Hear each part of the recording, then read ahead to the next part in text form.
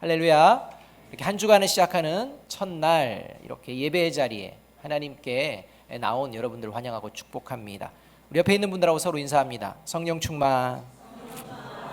우리 앞뒤에 있는 분들하고도 인사합니다. 사랑합니다. 축복합니다. 대림절 기간을 우리가 보내고 있는데요, 대림절을 맞아서 정말 깊이 생각해 보아야 할 정말 생생한 두 가지의 상반된 사건이 지난주 동안에 좀 있었습니다.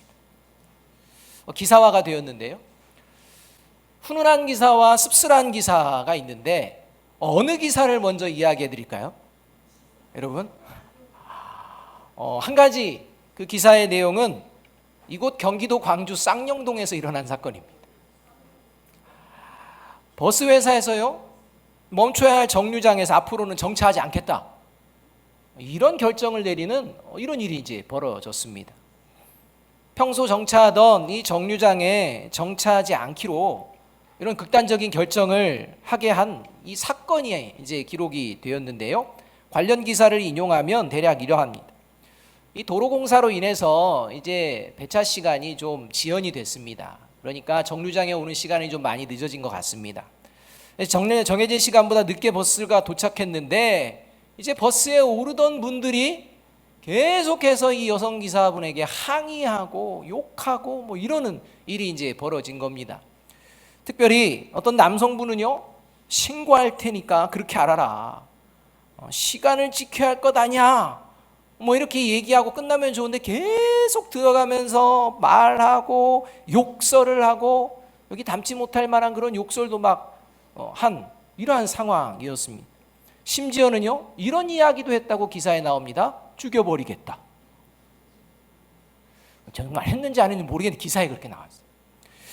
이런 말까지 들으면서 이 여성 기사분이요, 두렵고 떨려서 운전을 하다가 울면서 더 이상 운전을 못해서 멈췄다는 것입니다. 그리고 회사에 이야기해서 다른 버스 빨리 보내주세요 해서 다른 버스가 이제 와서 그 버스에 있던 사람들 다 내려서 그 버스, 다음 버스를 타고 가게 되는 일이 벌어졌다는 것입니다. 이것을 버스 회사가 놓고서 고민하고 나서 기사분들과 상의해서 해당 정류장에 서지 않겠다, 이렇게 결정하는 이런 일이 벌어졌습니다. 다행히도 좀 시간이 지나서 그 결정을 번복하고 서겠다라는 결과는 얻었지만, 여러분, 배차 시간 지켜야죠. 그렇죠? 배차 시간 지켜야죠. 근데요, 우리가 배차 시간을 못 지키는 것이 죽을 일까지는 아니지 않습니까? 여러분, 시간 약속 안 지키면 죽어야 됩니까? 여러분, 시간 약속 안 지키면 죽어야 되면 저와 여러분 중에요, 지금 이 자리에 없는 분 많습니다. 여러분, 예배 시간 늦으면 죽어야 합니까? 그러면요, 참 슬픈 날들이 많을 겁니다. 다른 하나는 이런 기사였습니다. 한 마트에 절도 사건이 벌어졌다라고 신고받았습니다. 그래서 경찰관 한 분이 이제 그 마트에 가서 그 절차에 따라서 왜 그랬는지 그 이유, 그 범행의 동기를 묻게 됩니다. 그렇게 묻게 되는 과정에서요, 이 사과 6개와 우유 2팩을 훔친 것도 알게 되었고요, 그리고 이것을 훔친 30대 남성이 임대 아파트에서 홀어머니와 12살과 7살 된 두 아들을 건사하며 기초생활수급자로 살고 있다는 것도 알았습니다.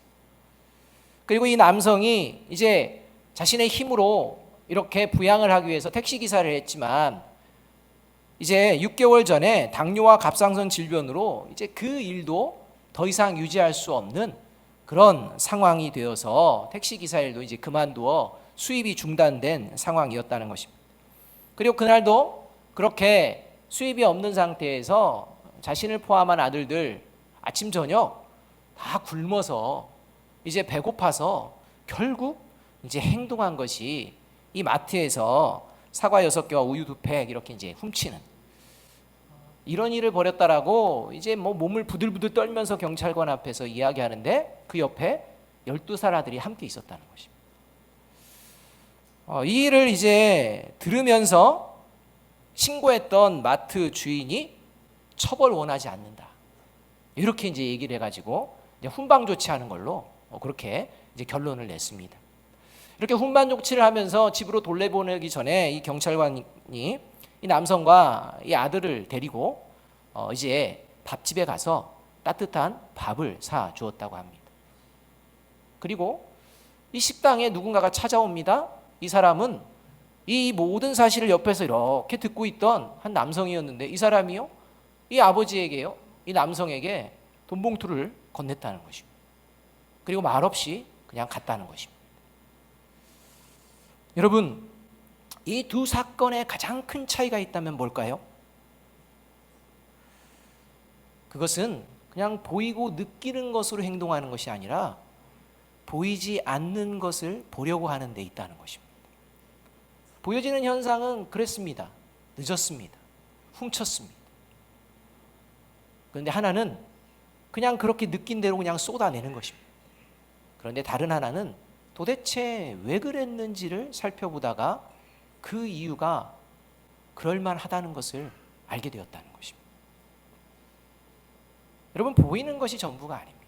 느끼는 게 전부가 아닙니다. 여러분, 사랑과 법, 어느 것이 우선입니까? 여러분, 사랑과 법, 어느 것이 우선입니까? 사랑이 우선입니다.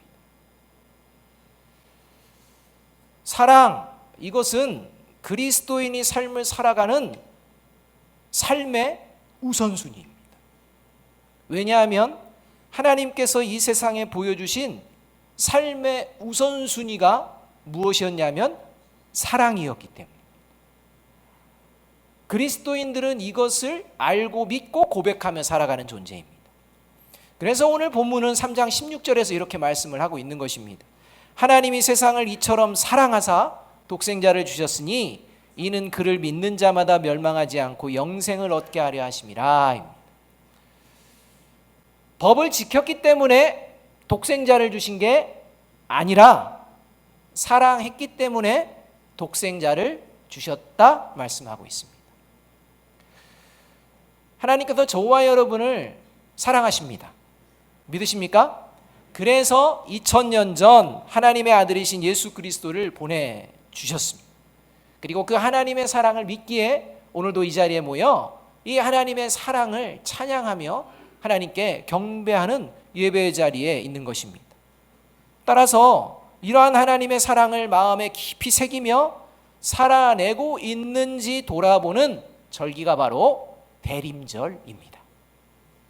여러분, 그렇다면 사랑이 우선이라면 법은 필요 없을까요? 그리스도인이 그래 사랑으로 살아야 돼 라고 한다면 법은 이제 필요 없는 것입니까? 법을 어겨도 사랑으로 품어야 한다라는 말씀일까요? 그건 아니지 않습니까? 결코 그렇지 않다는 것입니다. 그래서 하나님은 진정한 사랑이 무엇인지 알고 깨닫게 하시기 위해서 법을 만드십니다. 그리고 만드셔서 가르치십니다. 그리고 이 법은 죄를 심판하시는 법입니다. 그리고 이 죄에 대한 심판을 정확하고 완전하게 이루시기 위해서 예수님께서 다시 오십니다. 이렇게 죄를 정확하고 완전하게 심판하시기 위해서 오시는 예수님을 깊이 마음에 새기며 살아내고 있는지 돌아보는 절기가 대림절입니다. 결국 대림절은요, 하나님의 사랑과 하나님의 법에 따른 심판을 동시에 깊이 생각하는 절기라는 것입니다. 어느 한쪽만 생각해서는 안 됩니다. 그러나 무엇이 우선입니까? 사랑입니다. 여러분, 왜 이 두 가지를 깊이 생각하고 왜 사랑이 우선인지, 저와 여러분이 생각하는 사랑이 무엇인지를 우리가 돌아보아야 합니다. 왜냐하면 그래야 될 만한 이유가 이 세상에서 벌어지고 있기 때문입니다. 19절에 의하면 이 세상에요, 하나님이 사랑을 보여주셨는데 이 사랑이 어떻게 됐느냐? 변질되어 버린 이런 일들이 벌어져서 변질된 사랑을 붙들고 살아가는 사람들이 많이 있다는 것입니다. 그래서 19절은 이렇게 말씀을 하고 있습니다. 19절 말씀 함께 한번 읽어봅니다. 시작.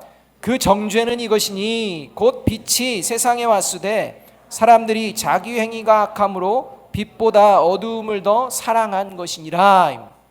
하나님이 사랑을 가르쳐 주셨는데 이 하나님의 사랑을 변질시키는 이러한 사람들이 등장을 했는데 이런 사람들은 정죄를 받게 된다 이렇게 이야기하시면서 그들의 특징 가지고 이제 얘기하는데요. 성경에 의하면 이 복음이 들려지는 곳마다 이 사람은요 두 종류로 나뉘게 되어 있습니다. 복음이 들려지면 반드시 나뉩니다.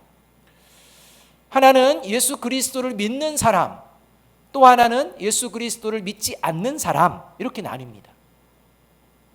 예수 그리스도를 믿는 사람, 이 사람이 오늘 본문에서 등장하는 빛을 사랑하는 사람이고, 예수 그리스도를 믿지 않는 사람은 어둠을 사랑하는 사람입니다. 사랑이 없다는 얘기가 아닙니다. 다 사랑이 있습니다. 그런데 예수를 믿는 사람은 빛을 사랑하고 예수님을 믿지 않는 사람들은 어둠을 사랑한다는 것입니다. 그리고 빛을 사랑하는 사람은 영생을 얻게 되고 어둠을 사랑하는 사람은 멸망에 이른다라고 성경이 선언하고 있습니다. 이게 오늘 본문의 말씀입니다.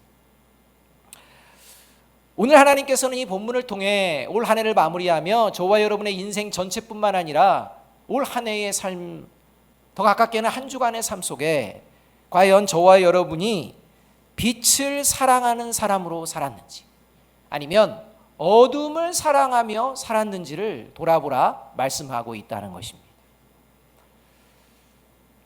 어둠을 사랑하는 사람이요, 사랑을 우선 강조하면 어떤 일이 벌어지느냐? 법이 무너집니다.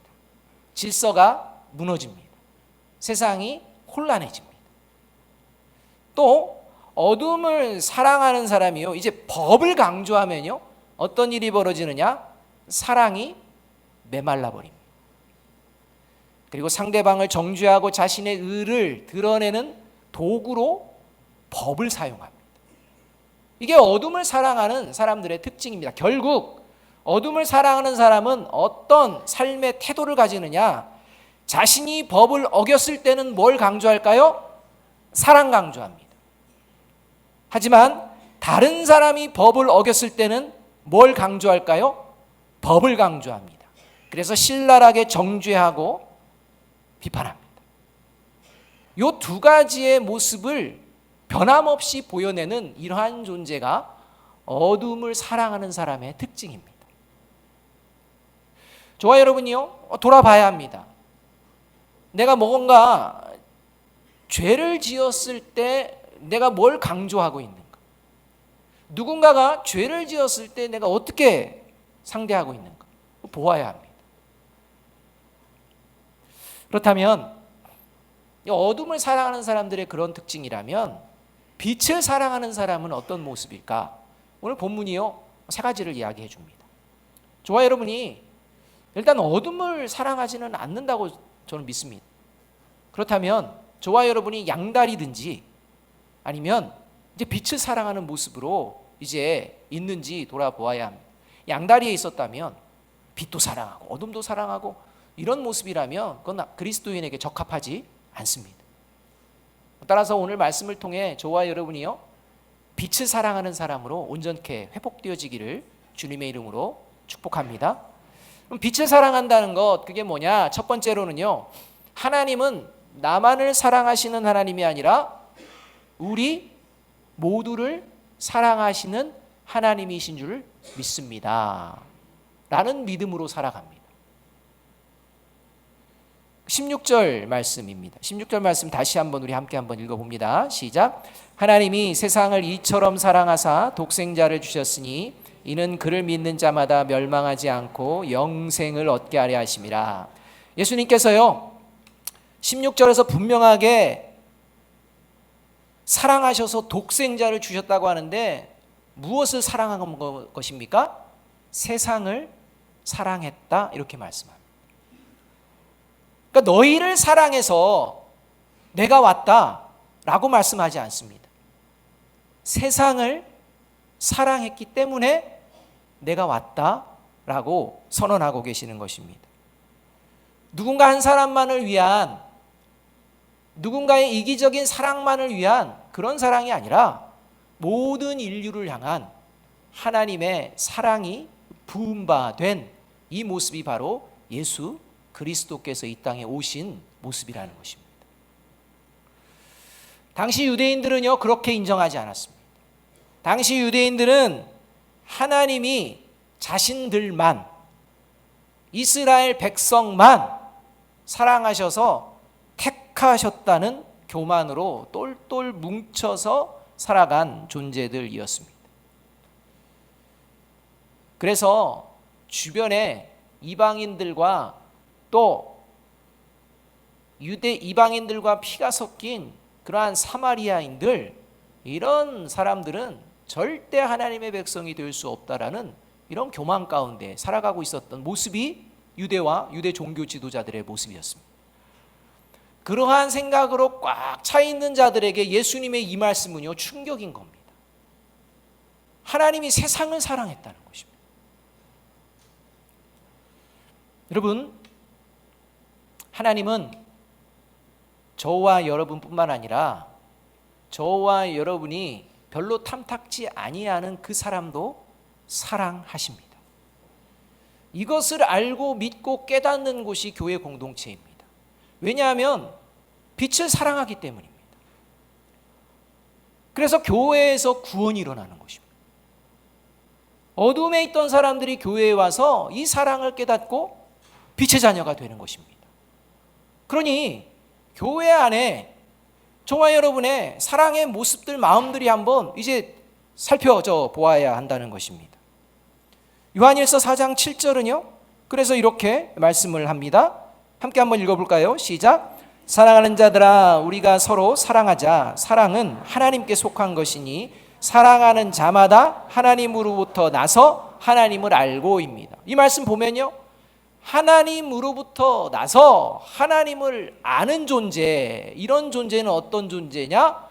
하나님께 속한 존재인데 그 존재적 특징이 사랑하는 것이다 이렇게 얘기하고 있다는 것입니다. 하나님으로부터 나서 하나님을 알고 믿는 자는 반드시 사랑하는 삶을 보여내는 이 모습이 바로 빛을 사랑하는 자의 모습이다라고 성경이 말씀하고 있습니다. 이것을 믿는 공동체가 교회 공동체입니다. 이것을 믿는 자가 그리스도인입니다. 혹시요 이 말씀을 들으면서 지금 그래도 그 사람만큼은 사랑할 수 없어, 도저히 없어 라는 생각이 든다면 분명한 것은 빛에서 멀어져 어둠을 사랑하는 쪽으로 변질되고 있다는 것입니다. 반면에 이 말씀을 들으면서 분명히 사랑할 수 없는 그 사람이지만 그래 내가 빛을 사랑하는 존재로서 사랑해 내야지, 사랑하도록 힘써야지 라고 생각하시는 분이 계신다면 그분이 빛을 사랑하시는 분이라는 것입니다. 여러분 성경의 진리는요 간단합니다. 엄청난 것들을 들이대서 빛을 사랑하는지 어둠을 사랑하는지 얘기하는 게 아니라 거기에 있다는 것입니다. 생각의 틀 자체에 먼저 있다는 것입니다. 너의 사랑의 대상은 누구냐? 라는 질문에 모든 이들입니다. 이냐? 내가 특정한 이들입니다. 이냐? 여기에 따라 빛을 사랑하는 자와 어둠을 사랑하는 자가 나뉘게 된다는 것입니다.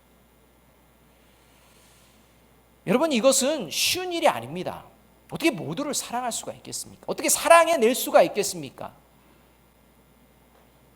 그러나 그것이 가능한 이유가 바로 빛을 사랑하기 때문입니다.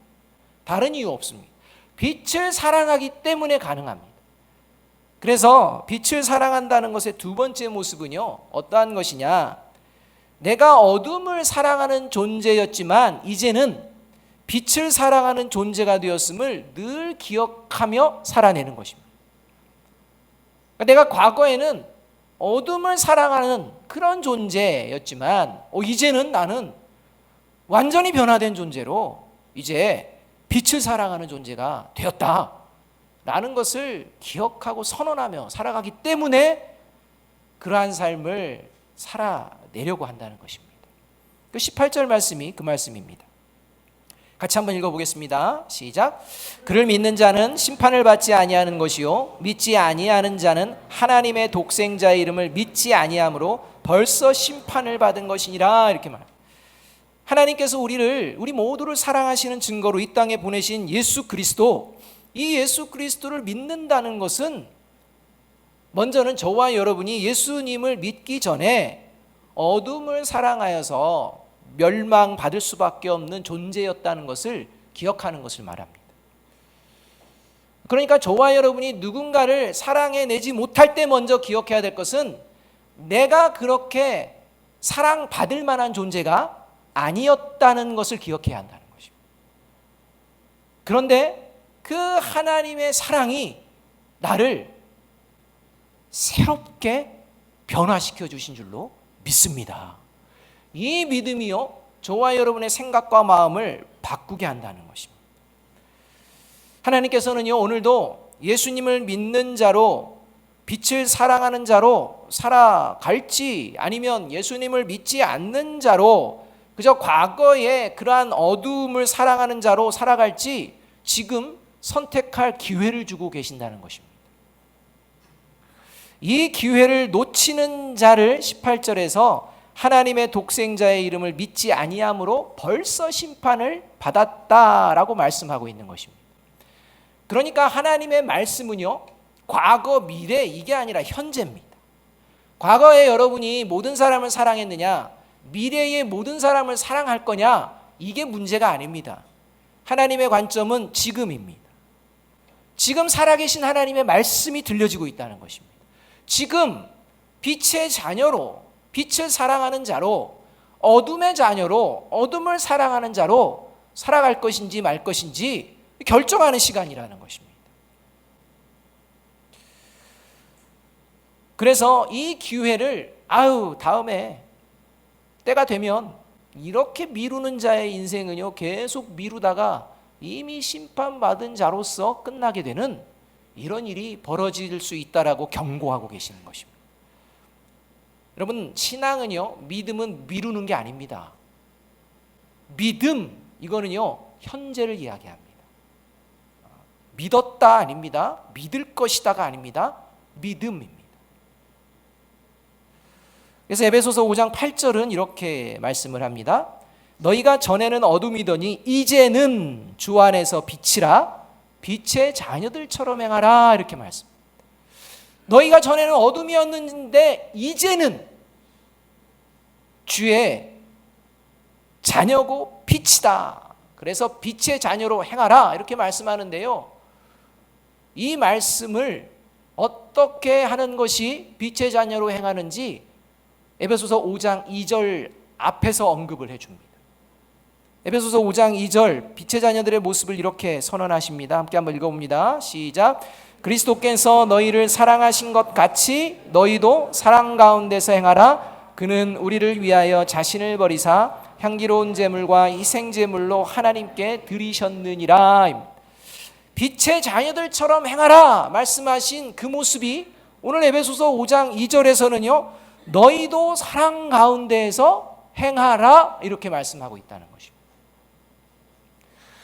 따라서 어두움을 벗어버린 빛의 자녀들로서 언제나 예수 그리스도의 사랑 가운데에서 행하기를 힘쓰는 저와 여러분이 되기를 주님의 이름으로 축복합니다. 이것이요 예수님을 믿기 전의 모습과 믿은 후에 달라진 모습이라는 것입니다. 믿기 전에는요 내가 사랑하는 사람, 내가 좋아하는 사람 그 정도의 사랑만이 범위였습니다. 그래서 예수님께서도요 아니 이방인들도 죄인들도 자기가 사랑하는 사람 사랑하는데 그게 옳은 거냐 라고 하며 하나님의 사람들은 그렇지 않다 라고 이야기하는 것을 우리가 알고 있습니다. 그런 존재적인 변화된 삶, 이러한 것을 늘 예수 그리스도를 통해 기억하는 것이 그리스도인이라는 것입니다. 그래서 이것을 잊지 않고 내가 하나님의 자녀요, 빛의 자녀요, 빛을 사랑하는 존재임을 늘 깨닫고 그러한 삶을 살아내기 위해서 반드시 가까이 두어야 할 것이 있는데, 그것이 뭐냐? 법이라는 것입니다. 하나님의 말씀 말입니다. 하나님의 법을 가까이 안 하면 사랑은 변질됩니다. 어둠을 사랑하게 됩니다. 그래서 세 번째로 빛을 사랑한다는 것은요, 하나님의 말씀을 삶의 기준으로 삼는 것을 말합니다. 누누이 반복하는 말씀입니다.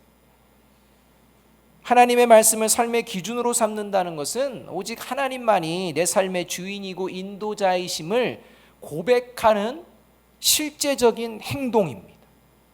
하나님이 내 삶의 주인이시오 나의 인도자이십니다 라는 이 고백이 실제적인 행동으로 나타나는 모습이 뭐냐? 하나님의 말씀을 가까이 하는 것입니다. 하나님 안에 거하려고 하는 것입니다. 하나님 말씀 안에 거하려고 하는 것입니다.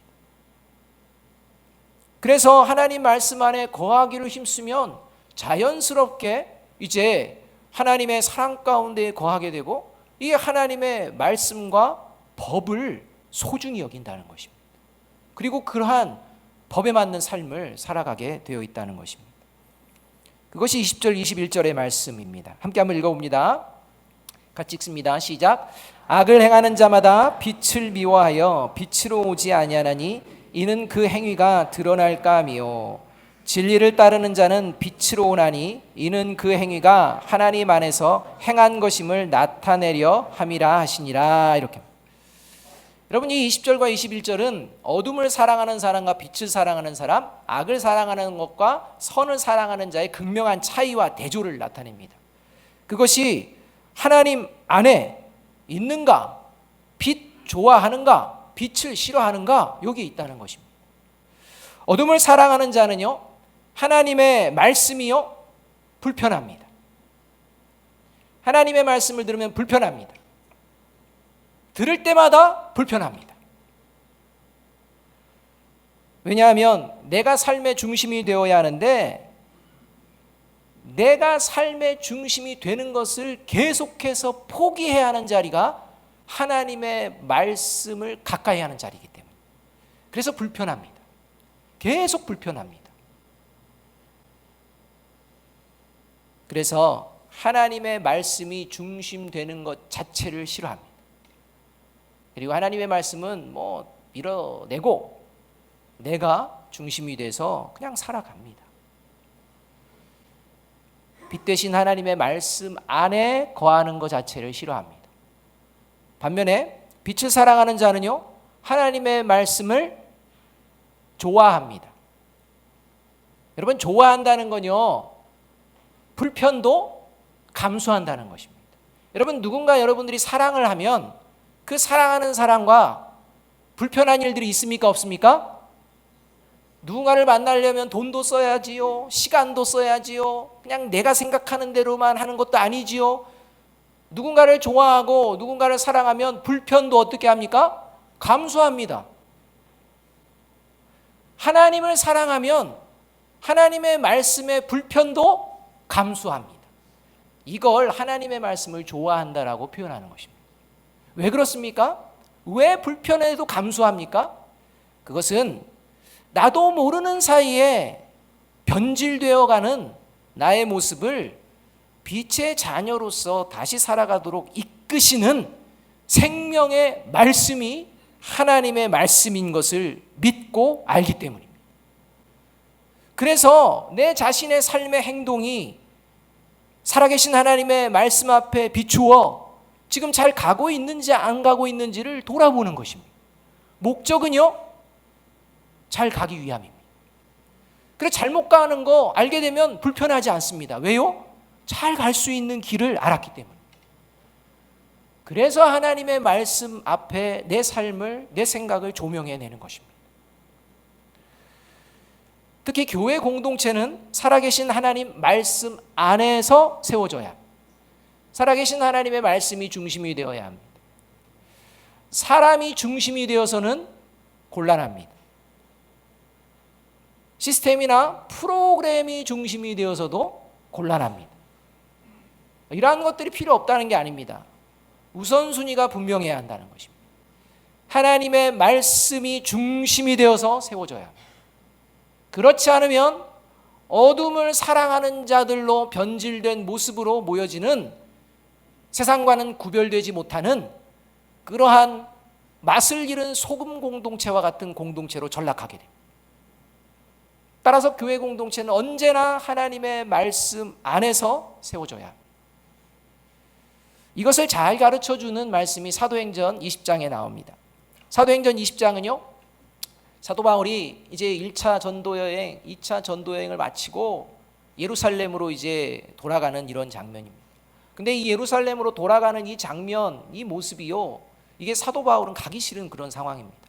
왜냐하면 가게 되면 이제 매이고 잡히고 고난을 당하고 어려움을 겪게 될 것이라는 이러한 예언을 들었고, 그것들에 대해서 계속 이야기되어지고 있기 때문입니다.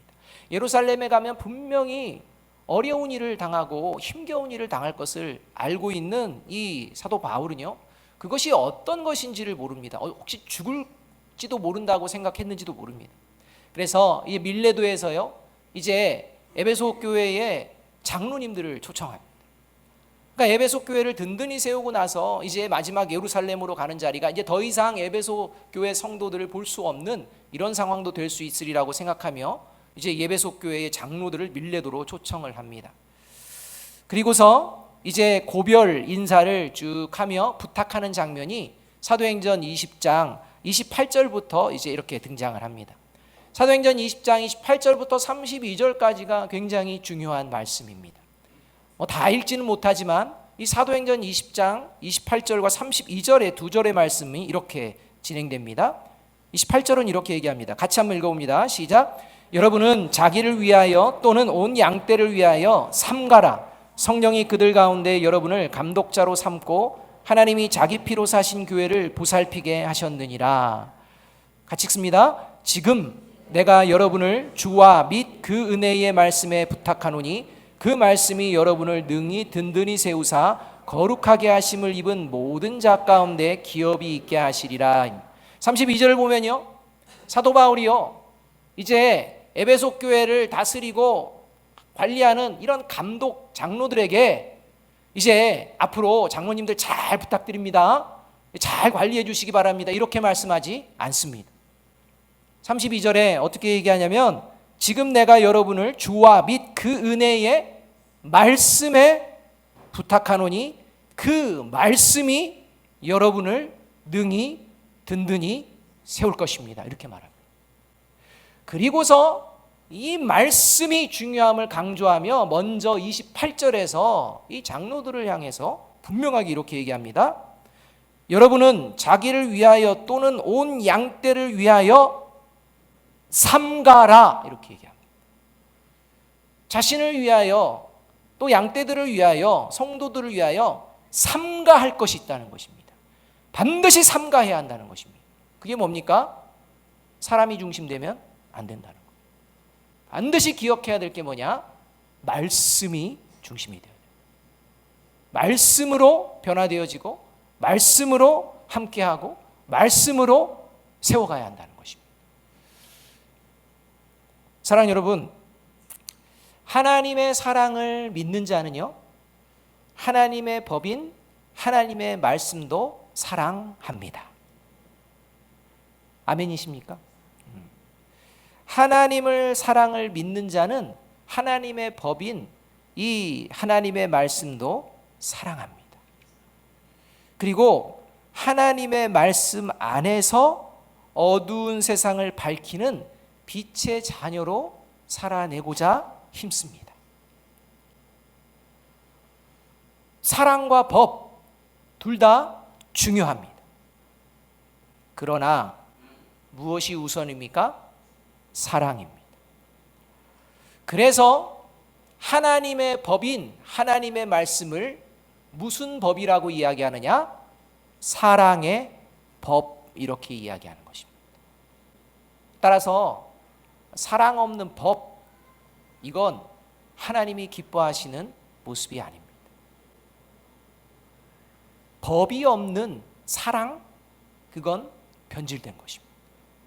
저와 여러분의 삶의 자리 가운데에 언제나 하나님의 사랑의 법, 이것이 저와 여러분의 심령을 주장하고 이끌어 가시기를 주님의 이름으로 축복합니다. 그래서 이제 새로운 마음으로 빛을 사랑하는 모습으로 이 어두운 시대 가운데에 예수님의 빛을 전하는 저와 여러분이 되기를 주님의 이름으로 축복합니다. 기도하겠습니다.